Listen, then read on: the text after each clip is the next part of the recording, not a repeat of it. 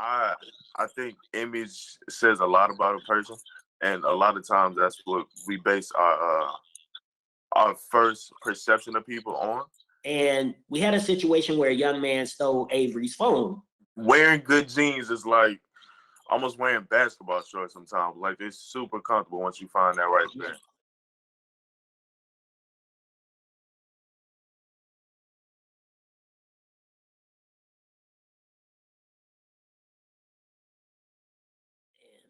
Hey, welcome to Conversations with Brent. We're starting a new series called Fashion Friday. And when you get to learn about this dynamic young man, you'll wonder why we call it Fashion Fridays. Avery, how are you, sir? I'm amazing, Mr. Miller. How are you? Hey, I'm doing good, man. I just want to thank you for taking time out of your busy schedule to be on Conversations with Brent. I know you're probably creating something fly and unique because that just seems to be your personality. Yes, sir. You should see my office / room right now. It's a tornado, man. Hey, sometimes you got to have chaos to create amazing things. Well, I live in chaos, so I'm hoping for some amazing things soon. Hey, I feel you. So let's just jump right in. We met each other during your high school years through a program called Men of Excellence, and you became the president. Was it for 2 years? 2 years. 2 years of being president. How did Men of Excellence, how do you feel like Men of Excellence helped you shape who you are today? I think coming into Men of Excellence not as the president. I came in my freshman year, I think it was. Right. Yeah.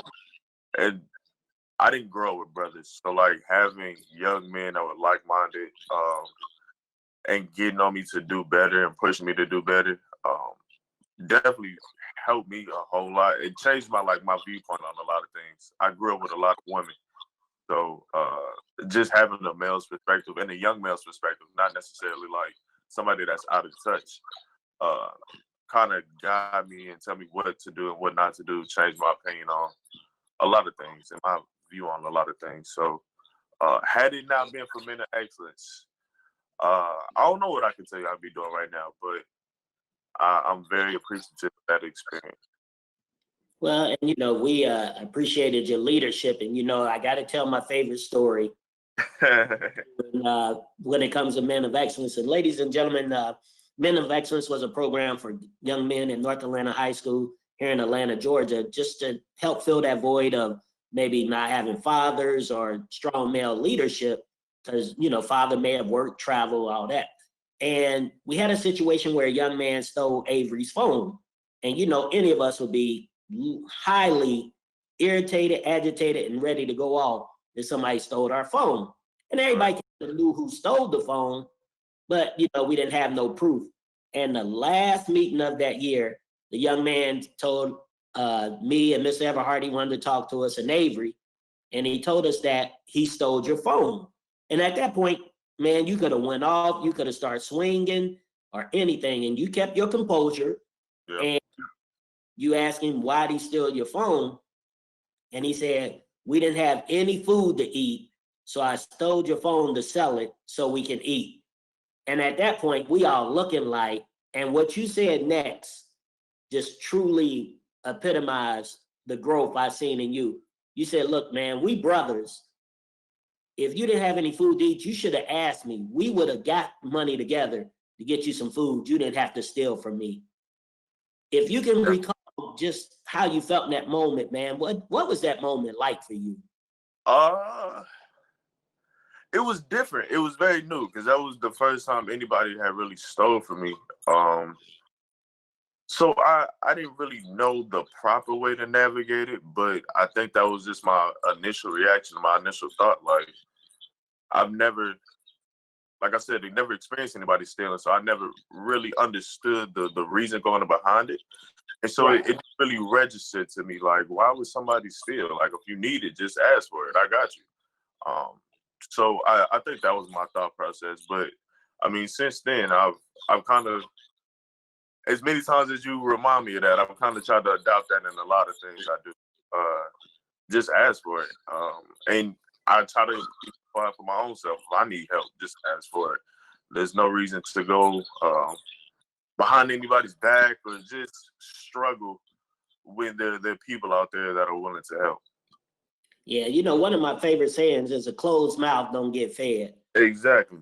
Get you think you're doing just fine, but if you're struggling and you don't say anything, then I don't know. And how can we pool our resources together to help? Sometimes it's pride. Sometimes it can be a combination of a lot of different things. But that having that group, that mental excellence group, at such a young age, it was a support group, hands down. It was young men from every walk of life. It was different type of young men, and it was a support group. So, like I said earlier, I'm very appreciative of having that experience. And you know, when you say men of all backgrounds, it's funny because, you know, if you know the Atlanta area, North Atlanta drew from Bankhead to Buckhead. Yep. You can go from, that's about as extreme as you can go. Yep. I mean, people that bus, walk, whatever. Then we had people that got dropped off in town cars every morning. So, but you know, at that time after school on Wednesdays, they all were one. They were all brothers. Another thing I remember of you is, and I was sitting here thinking as I was posing the question in my mind, I don't know if you reminded me more of Dwayne Wade or, I mean, not Dwayne Wade, Dwayne off of God, different world, Dwayne Wayne, excuse me. I got you. Because your fashion, ever since I've known you, since a freshman, you always had on something different, whether it was the little spikes on your Air Force Ones, whether it was a vest that had spray paint on it, like just the tie dyes, even like your hoodie you wearing now. What got you in the fashion, man? Because you always been that guy. I appreciate that. What got me into fashion? I've always been a creative. I remember I went to a Christian school down in Jonesboro, and I won't say their name because I got in trouble for it. But I used to draw comics and sell them to kids, and it didn't become a problem until like the kids didn't have school money to eat lunch, and so I got in trouble for that. But I say that to say I've always been like a dude that was interested in creative outlets and trying to just express myself. And I think it wasn't until, I don't know if you remember this, but skinny jeans used to be hot. Like when they first came out, they were real hot. That's when like a dance called jerking had came out, and my mom refused to buy me skinny jeans. She was like, I'm not doing it. And so my aunt had a sewing machine, and I was like, all right, I'm just gonna make my own skinny jeans. And I think from there it was it kind of just took off me. I just fell in love with it. Right. And what is it about fashion? Because, you know, for me, I love to talk, as you all know, and I talk. And it's like, it just gets me excited. What is it about fashion that drives you? Being able to be whoever you want in clothes. I think image says a lot about a person, and a lot of times that's what we base our first perception of people on. You can get into a lot of doors with the way you look, and you'll stay in there by what you know and who you know. But I think just having that ability to change people's perspectives and shape your own perspective or how you want to be perceived through merely clothes that are on your back is what kind of drives me. I get to wake up every day and just decide, I guess, who I want to be in that moment, and that's exciting for me. That's cool. So being in fashion, is there a favorite piece? Like, do you like doing jackets? Do you like doing shirts? Do you have a signature piece that you like? My favorite piece to wear and actually make are jackets, like trucker jackets. Like, you know, jean jackets, like those type of fitting jackets. I love those. I can wear a white tee and a trucker jacket every day. Okay, that's cool. I like that.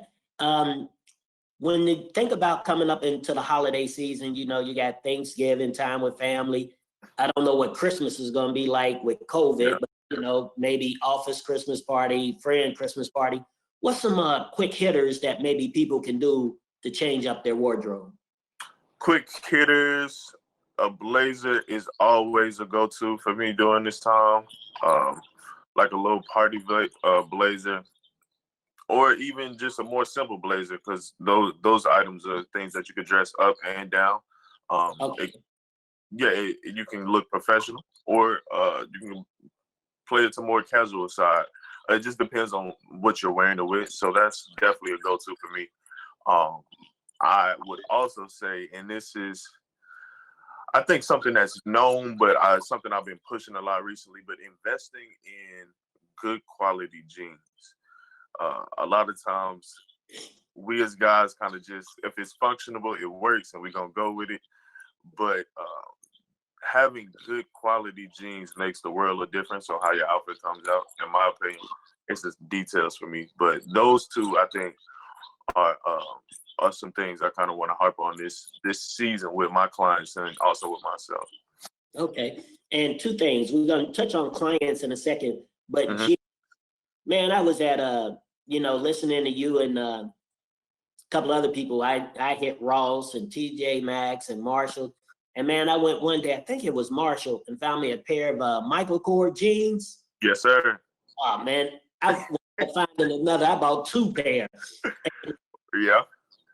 And from your perspective, what's maybe a good pair of jeans that you've had or brand that you like?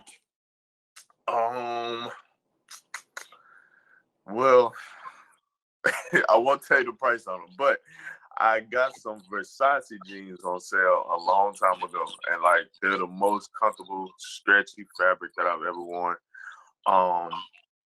Who else has a really nice pair of jeans? I like G-Star personally. Okay. But that's a little bit more on the trendier, younger side.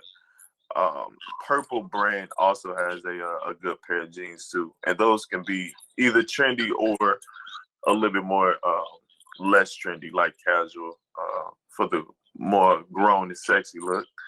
Okay. But those are kind of my favorites right now. PRPS also has a really good selvage denim. The denim that is kind of stiff and you can stay with over time. Those are pretty good as well. Yeah, I like Levi's used to have some that had like 1% elastic in them. Man, Yeah. at the time I had about 4 pair of them, and now you can't find them. So Wearing good jeans is like almost wearing basketball shorts sometimes. Like it's super comfortable once you find that right there. That's so true. So touching on clients, when you say clients, what does that mean to our viewers? Clients looks like a bunch of different things right now. Clients, and I'm in a space where I'm trying to organize my life a little bit better. But clients looks like I create one-to-one pieces. So clients look like people that are looking for custom pieces that I make. Clients also looks like small brands that are looking to create mock-up pieces for their brand to send out to manufacturers. Clients also looks like people that need like styling for video shoots or photo shoots or just wardrobe in general. I think those are the 3 type of clients I have, and each one requires so many different things. It's so different. So yeah, those are my clients right now. I'm sure. And so if somebody wants to do one-to-one or photo shoot, how can they get in touch with you? I usually do business through Instagram, only because Instagram is like your business card nowadays. So that's mainly how I've been doing it. I have a website in the works, but I'm just trying to figure out how to kind of limit it where I'm not getting 50 requests at one time and trying to do them all. But also, if you have my number, please just call me. Yeah. And so what is your Instagram so that they can reach out to you? It is A.Veryj. It's basically my name. It's Avery J. Okay, and we'll make sure to put that in the description. So when it's all said and done, 2 questions. What is your ultimate job, and what do you want to be remembered for? My ultimate job is being in a position where I can create. So I guess to give it a name, it would be a brand manager. I am looking to basically create and elevate and sustain one's brand through like creative content, brand partnerships.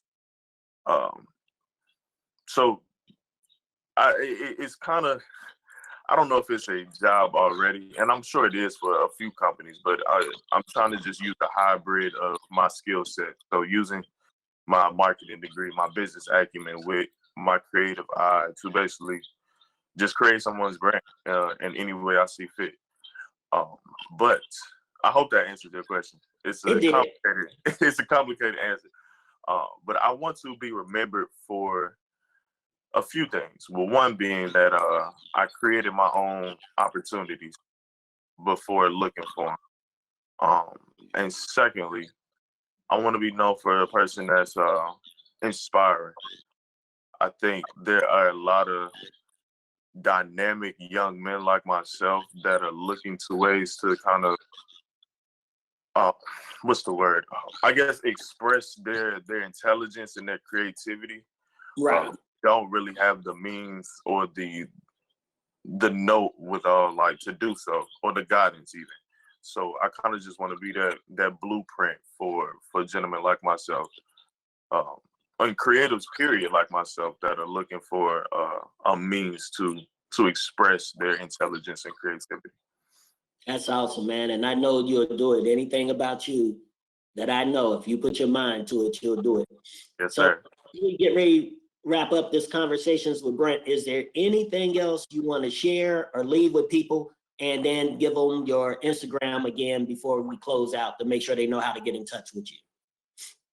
It's something I said before we hopped on the phone, but I want to leave with people that having an amazing or great day is always a choice. Yes. Mr. Miller, and I gotta call you Mr. Miller. I can't just call you Brent. But Mr. Miller, he asked me how I was doing, and I said I'm doing okay. But I've been trying to make a choice to say amazing, even when I'm not. So if that's one thing I want to leave with people is that just 5 minutes of your day does not make your day bad. And life is, as we've seen, is way too short right now to harp over small things. But my Instagram also, so on a lighter note, is a.veryj. And you know, it's cool you should say that, because in one of my emails, my signature at the end is "Have a great day on purpose." Absolutely, it's a choice. And I've said this in other podcasts, and I say it again. My brother wrote a book called "You Wake Up, You Win." And to me, if I wake up, that's victory number one. Everything else Absolutely. is from there. Because as he says, you can't be mad if you don't wake up. You can't be sad if you don't wake up. So the mere fact that God allowed us to see another day, why should I complain, like you said, for that 5 minutes of whatever it may have been? So, brother, I just want to thank you. Thank you. Amazing things. Keep having amazing days. And today, we know your name is going to be synonymous with amazing because of your creativity. Thank you. Yes, sir. So I just want to thank you all for joining in Conversations with Brent, connecting with people on all levels. Enjoy Fashion Friday, and we'll see you soon. Follow me at BK3Mill on Instagram, Twitter, and Facebook.